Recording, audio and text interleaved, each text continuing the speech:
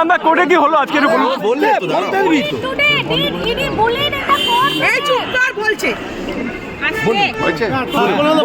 বাংলায় বলুন। বাংলায় বলুন।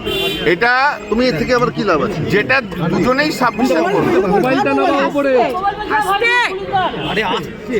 ইডি সাবমিশন যেটা অল ইন্ডিয়া তৃণমূল কংগ্রেস যে রিট পিটিশনটা ফাইল করেছিল তাতে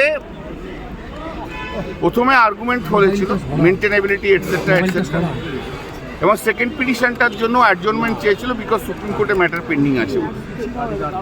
তো লার্নেড কাউন্সিল যে আইপ্যাকের হয়ে অ্যাপিয়ার করেছে, সে অ্যাপিয়ার করে দুটো পাঞ্চিনামা দেখিয়েছে কোর্টকে যে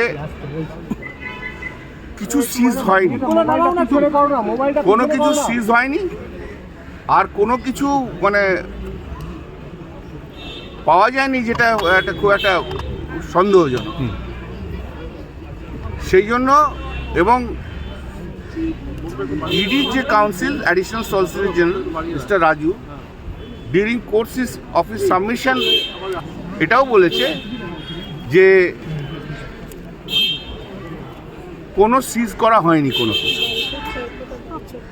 তাই জন্য জজ সাহেব রিট পিটিশন ডিসপোজ আপ করে দিলেন অন দেয়ার টার্মস যে কোনো কিছু সিজ হয়নি বলে। ফার্স্ট ম্যাটার মানে তৃণমূল কংগ্রেসের। সেকেন্ড রিট পিটিশনটা হচ্ছে ইডি যেটা ফাইল করেছিল, যেটাতে আমি অ্যাপিয়ার করেছিলাম মমতা ব্যানার্জির হয়ে। Mamata Banerjee as chairperson of all India Trinamool Congress, not chief minister of West Bengal. ঠিক আছে, সেই মামলাটা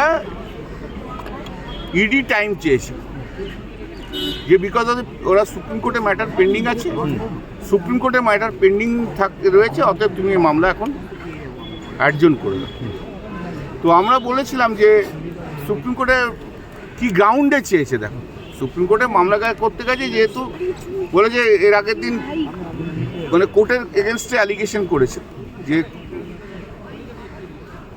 তখন জজ সাহেব বললো যে ঠিক আছে, আর আমরা বলেছিলাম যে আমরা we are agreeable to argue this matter, we are against this adjournment. তো জজ সাহেব ওদের সাবমিশনটা রেকর্ড করেছে যে হিয়ারিংয়ে এটা ইয়েতে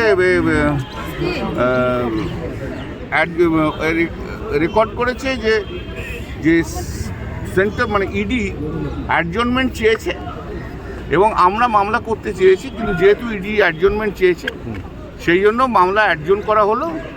সুপ্রিম কোর্টের মামলা হওয়ার পর সেই মামলা লিবার্টি দেওয়া রইল মেনশন করা। সব ফাইল নিয়ে চলে গেছে মুখ্যমন্ত্রী আদালতে জানালেন। ঠিক